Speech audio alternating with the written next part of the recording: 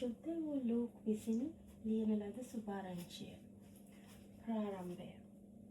අති උත්තම වූ තියෝපලස්නී පටන් ගැන්මේ සිට ඇසින් දුටුවා වුන් හා වචනයේ සේවකයන්ව සිටි අය විසින් අපට දන්වා දුන් ප්‍රකාරයට අප අතරෙහි ඉෂ්ට වී තිබෙන කාරණා ගැන කතා වස්තුවක් රචනා කරන්නට බොහෝ දෙනෙකු විසින් පටන්ගෙන තිබෙන බැවින් ඔබ යමක් දැන ඉගෙනීම ලැබුවෙහිද ඒ කාරණාවල සත්‍යකම ඔබ විසින් දැනගන්නා පිණිස මමත් මුල පටන් ක්‍රමයට සියලු කාරණා හරියාකාර විමසා බලා ඒ දේ පිළිවෙලින් ඔබට ලියා එවීම සුදුසුයයි සිතුවෙමි.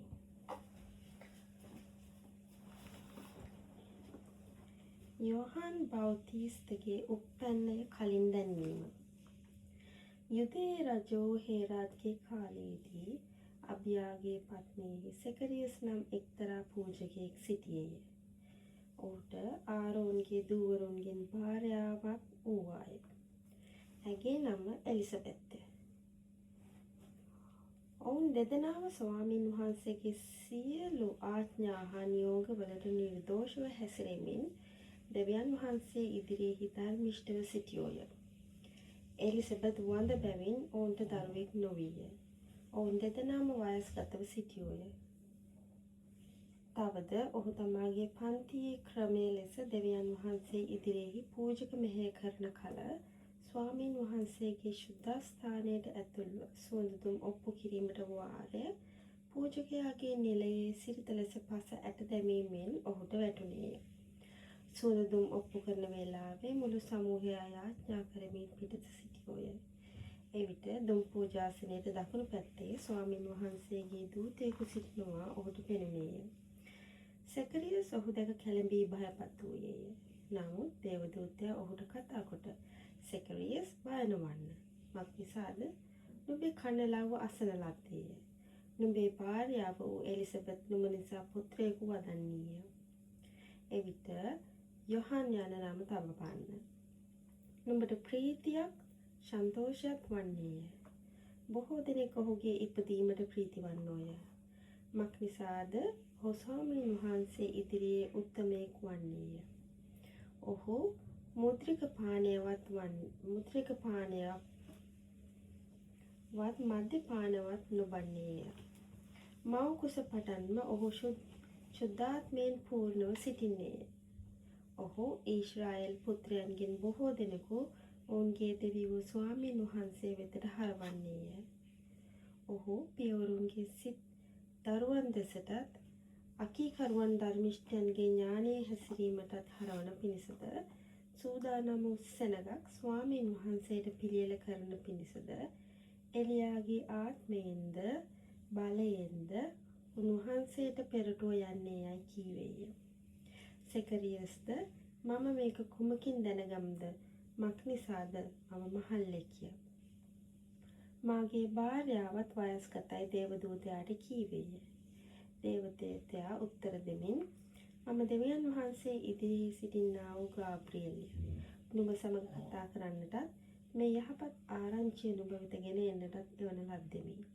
බලව නියම කාලයට සම්පූර්ණ වන්නා වූ මාගේ වචන නුඹ විශ්වාස නොකළ බැවින් මේ කාරණා සිදුවන දවස දක්වා නුඹ කතා කරන්නට නොහැකිව නිශ්ශබ්ද වන්නේ යයි කීවේය. සෙකරියස් එනතෙක් බලා සිටි සෙනග දේව මාලිගාවේ ඔහුගේ පමාවීම ගැන මවිත වූයෝය. ඔහු පිටත ආ කල ඔවුන්ට කතා කරන්නට ඔහුට බැරි විය. ඔහු දේව මාලිගාවේදී දර්ශනයක් දුටු බව ඔවුහු දැනගත්තෝය. ඔහු ගොළුව ඔවුන්ට සඥා කරමින් සිටියේය. තවද තමාගේ මෙහි කිරීමේ දවස් සම්පූර්ණ වූ කල ඔහු ස්වකීය ගෙදරට ගියේය. ඒ දවස්වලට පසු ඔහුගේ භාර්යාව වූ එලිසබෙත් ගර්භණීව මනුෂ්‍යයන් අතරේ වූ මහා නින්දාවට පහ කරන පිණිස ස්වාමීන් වහන්සේ මා දෙස බැලූ දවස්වලදී මට මෙසේ කරුණා කළසේකයි කියා පස් මසක් සැඟවී සිටියාය. යේසුස් වහන්සේගේ උප්පැන්නය කලින් දැන්වීම. සවැනි මාසයේදී ගලිලේ නාසරත් නම් නුවරක විසූ දාවිද්ගේ වංශයේ වූ යෝසොප් නම් මිනිසෙකුට විවාහ පස්දී සිටි කන්‍යාවක වෙතට දෙවියන් වහන්සේ වෙතින් ගාබ්‍රියෙල් නම් දූතයා යවන ලද්දේය. ඒ කන්‍යාවගේ නාමය මරියාය. ඔහු ඈ සිටි තැනට පැමිණ බොහෝ කරුණාව ලැබූ තැනැත්තිය. ශුභ සිද්ධ වේවා, ස්වාමීන් වහන්සේ නුඹ සමග සිටින සේකැයි කීවේය. නමුත් ඔහුට කීමට බොහෝසේ කැළඹී මේ කෙබඳු වූ ආචාරයක්ද කියා කල්පනා කරමින් සිටියාය. දේවදූතයා ඇයට කතා කොට මරියා, බය නොවන්න. මක් නිසාද නුඹට දෙවියන් වහන්සේගෙන් කරුණාව ලැබුණේය. බලව, නුඹ ගර්භණීව පුත්‍රයෙකු වදන්නීය. උන්වහන්සේට යේසුස් යන නාමය තබාපන්න. උන්වහන්සේ උතුම්ව මහෝත්තමයාණන්ගේ පුත්‍රයා නොයයි කියනු ලබනසේක.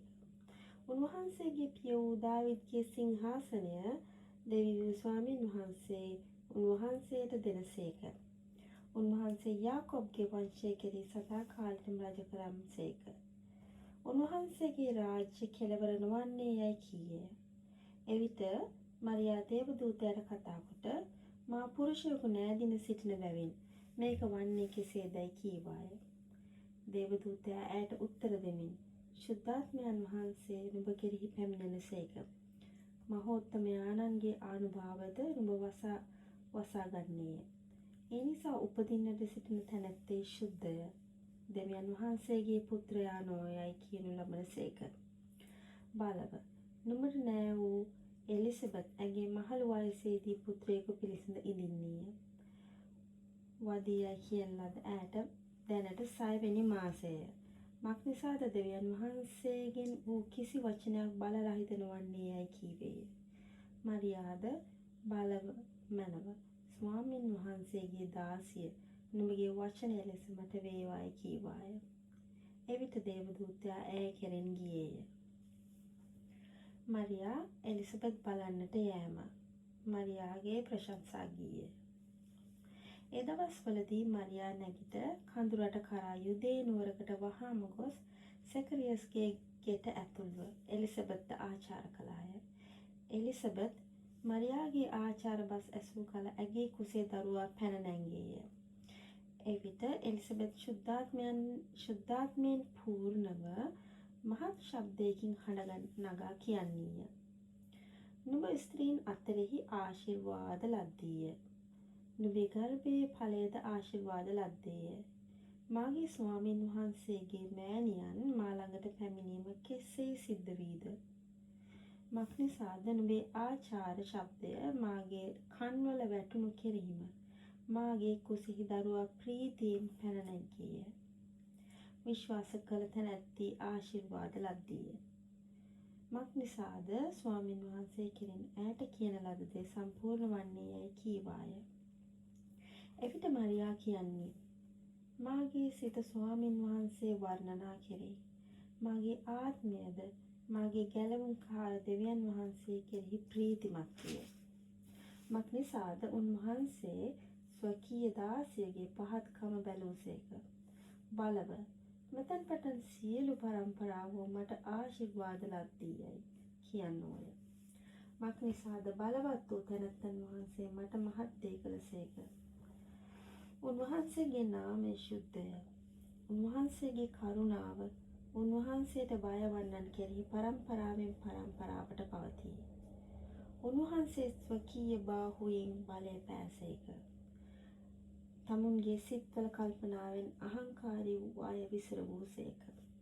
උන්වහන්සේ අධිපතින් සිංහාසන වලින් හෙලා පහත් අය උසස් කළසේක. බඩගිනි වූවන් යහපත් දෙයින් තෘප්තියට පමුණුවා වස්තුකාරයන් හිස් අතින් හැරියසේක. උන්වහන්සේ අපේ පියවරුන්ට කී ලෙස ආබ්‍රහම්ටද ඔහුගේ වංශයටද සදාකල්ම සේවය කරුණාව ස්වකීය කරුණාව සිහි කරන අදහසින් තමන් මෙහෙකරුවකු ඊශ්‍රායල්ට පිටත් වූසේකැයි කීවාය. යොහාන් බෞතිස්තගේ උප්පැන්නය. සෙකරියස්ගේ ගීය. මරියා ඇය සමග 3 මාසක් පමණ වාසය කොට තමන්ගේ ගෙදරට හැරී ගියාය. එලිසබෙත්ගේ වදන කාලය සම්පූර්ණ වූ කල ඇය පුත්‍රයෙකු ඇදුවාය. ඇගේ අසල්වාසියෝද නෑදෑයෝද ස්වාමින් වහන්සේ ඈ කෙරෙහි ස්වකීය කරුණාව විශාල කළ බව අසා ඈ සමග ප්‍රීති වූවෝය. තවද 8 වෙනිදා දරුවා චර්ම ඡේදනය කරන පිණිස ඔහු ඇවිත් ඔහුගේ පියාගේ නාමය ලෙස ඔහුට සෙකරියස් යයි නම් තබන්නට හැදුවෝය. නමුත් ඔහුගේ මව උත්තර දෙමින් එසේ නොවේ. ඔහුට යොහාන් යන නාමය තබන්නට ඕනෑයයි කීවාය. නුඹේ නෑයන් අතරේ මේ නාමය ඇති කෙනෙක් නැතැයි ඔහු ඈට කීවෝය. ඔහුගේ පියා ඔහුට මොන නමක් තබන්නට කැමැත්තේද කියා දැනගන්නා පිණිස ඔහු ඔහුට සංඥා කළෝය. ඔහු ලියන ලද ලෑල්ලක් ඉල්ලාගෙන ඔහුගේ නම යොහන් යයි ලීවේය. සියල්ලෝද මවිත වූයෝය. එකණෙහිම ඔහුගේ මුඛය ඇරී දිවද ගිලී ඔහු දෙවියන් වහන්සේට ප්‍රශංසා කරමින් කතා කළේය. ඔවුන් අවට විසූ සියල්ලන් කෙරෙහි බය පැමිණියේය. මේ සියලු කීම් යුදෙහි මුළු කඳු රටේ පතල වී ගියේය. ඒ ඇසූ සියල්ලෝ ඒ දේ තමන්ගේ සිත්වල තබාගෙන එසේනම් මේ දරුවා කෙබඳු කෙනෙක් වන්නේ යයි කීවෝය. මක්නිසාද ස්වාමින් වහන්සේගේ හස්තය ඔහු සමග වූයේය. ඔහුගේ පිය වූ සෙකරියස් ශුද්ධාත්මයන්ගෙන් పూర్ව අනාගත වචන කියමින් ඊශ්‍රායෙල් දෙවියෝ ස්වාමින් වහන්සේට ප්‍රශංසා වේවා. මක්නිසාද උන්වහන්සේගේ ස්වකීය සෙනඟ බලා ඔවුන්ට මිදීම සාදා දුන්සේක. ලෝකයේ පටන් ගැන්මෙහි සිට විසුත් ස්වකීය ශුද්ධ අනාගත වක්තෘවරුන්ගේ මුඛයෙන් කියවූ ලෙස අපේ සතුරන්ගේද අප කෙරේ වෛර බැඳගත් සියල්ලන් අතින්ද අප ගලවන්නා වූ අඟක් තමන් දාස වූ දාවිද්ගේ වංශයෙන් අපට නැගුටුවා දුන්සේක. මෙසේ උන්වහන්සේ අපේ සතුරන්ගේ අත්වලින් අප ගලවා අප සියලු දවස්වල බයක් නැතුව උන්වහන්සේ ඉදිරියේ ශුද්ධකමින්ද ධර්මිෂ්ඨකමින්ද උන්වහන්සේට සේවය කරන්නට වරදෙන පිණිස අපේ පිය වූ ආබ්‍රහම්ට දිවුල දිවිරීම වන තමන්ගේ ශුද්ධ වූ ගිවිසීම සීකොට අපේ පියවරුන්ට කරුණාව පෙන්වනසේක. එසේය. දරුව නුඹ මහෝත්තමයාණන්ගේ අනාගත වක්තෘයයි කියනු ලබන්නේය. මක්නිසාද නුඹ ස්වාමින් වහන්සේගේ මාර්ග පිළියෙල කරන්නට එනම් අපේ දෙවියන් වහන්සේගේ දයාබරකම් කාරණ කොටගෙන උන්වහන්සේගේ සෙනඟට පව් කමාවීමෙන් ලැබෙන ගැලවීම දන්වන්නට උන්වහන්සේට පෙරටුව යන්නේය. ඒ දයාබරකමෙන් අඳුරෙහිද මරණ සෙවණෙහිද සිටින්නට එළිය දෙන පිණිසත් අපේ පාද සමාදාන මාර්ගයට පමුණුවන පිණිසත් ඉහළින් අරුණාලෝකයේ අප කරා පහළවන්නේ යයි කීයේය. දරුවා වැඩි ආත්මයෙන් ශක්තිමත්ව ඊශ්‍රායෙල්ට තමා ප්‍රකාශ වන දවස දක්වා වනාන්තර ස්ථානවල සිටියේය. යේසුස් වහන්සේගේ උපත්තිය. තවද ඒ දවස්වලදී මුළු ලෝකයාගේ ලේඛනයක් සෑදීමට කායිසර් ආගෝස්තුන් කෙරෙහි නියෝගයක් නිකුත්ව ගියේය. මේ වනාහි කිරේනියස් සිරියායේ ආණ්ඩුකාරවරයාව සිටියදී කළ පළමුවෙනි ලේඛනයයි. සියල්ලෝ ලියවෙන්නට තම තමන්ගේ නුවරවලට ගියෝය. යෝසෙප්ද දාවිද්ගේ වංශයට පෙළපතටත් අයිති බැවින් තමාට විවාහ පස් දුන් ගර්භණීව සිටි මරියා සමග ලියවෙන්නට ගලීලයේ වූ නාසරත් නුවරින් පිටත්ව යුදේ බෙත්ලෙහෙමේ නම් දාවිද්ගේ නුවරට ගියේය. තවද ඔවුන් එහි සිටියදී ඇගේ වදන කාලය සම්පූර්ණ විය. ඇය කුළුඳුල් පුත්‍රයා වදා රෙදිවලින් ඔතා නවාතන්ගේ ඔවුන්ට ඉඩ නොතිබුණු බැවින් ගවයන් කර ඔරුවක තැබුවාය. තවද එම රටෙහි එඬෙරු රෑ යාමෙන් යාමට තමුන්ගේ බැටළු රැළ ප්‍රවේශම් කරමින් පිට්ටනියෙහි සිටියෝය. එවිට ස්වාමින් වහන්සේගේ දූතෙක් ඔවුන් ළඟ සිටියේය.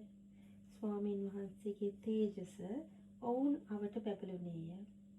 ඔහු අතිශයින් බයපත් වූහ. දේවදූතයා ඔවුන්ට කතා කොට බය නොවැල්ලා. බලව මුළු සෙනඟට මහත් ප්‍රීති උපදවන යහපත් ආරංචි නුඹලාට ගෙනෙමි. මක්නිසාද ස්වාමි ක්‍රිස්තුස් නම් වූ ගැලවුම්කාරයෙක් නුඹලාට දාවිද්ගේ නුවර අද උපන්සේක. රෙදි වලින් ඔතා ගවයන් කන ඔරුවක බාවා ඉන්න ලදරුවෙක් නුඹලාට සම්බවන්නේය. මේක නුඹලාට ලකුණක් යයි කීවේය. ඒක නෙමෙහිම දේවදූතයා සමග මහත් ස්වර්ගීය සේනා සමූහයක් දෙවියන් වහන්සේට ප්‍රශංසා කරමින් ඊතා උසස් තැන්හි දෙවියන් වහන්සේට මහිමයද පොළොවෙහි උන්වහන්සේට ප්‍රිය වූ මනුෂ්‍යයන් අතරේ සාමදානයද වේවායි කීවෝය. තවද දේවදූතයන් ඔවුන් කෙරෙන් ස්වර්ගයට ගිය කල එඬේරු ඔවුන් කතා කොට දැන්ම බෙත්ලෙහෙමට ගොස් ස්වාමින් වහන්සේ විසින් අපට දන්වන ලද සිද්ධ වූ මේ දෙය බලමුයි කියා වහාම ගොස් මරියාද යෝසප්ද ගවයන් කන ඔරුවේ බාවා උන් ලදරුවාද දුටුවෝය. ඔහු ඒ දැක මේ ලදරුවා ගැන තමුන්ට කී දේ දැන්වූයේ. ඒ ඇසු සියල්ලෝ තමුන්ට එඬේරුන් විසින් කියන ලද දේවල් වලට පුදුම වූවෝය. නමුත් මරියා ඒ සියලු කීම් සිතේ තබාගෙන මෙනෙහි කළාය. එඬේරු වනාහි තමුන්ට කී ලෙසම ඇසු දුටු සියල්ල ගැනද දෙවියන් වහන්සේට ගෞරව කරමින්ද ප්‍රශංසා කරමින්ද හැරී ගියෝය. උන්වහන්සේගේ චර්ම ඡේදනය කිරීමට 8 දවස සම්පූර්ණ වූ කල උන්වහන්සේ කුසෙහි පිළිසිඳෙන්නට පළමුවෙන් දේවදූතයා විසින් කියන ලද යේසුස් යන නාමය උන්වහන්සේට තබන ලද්දේය.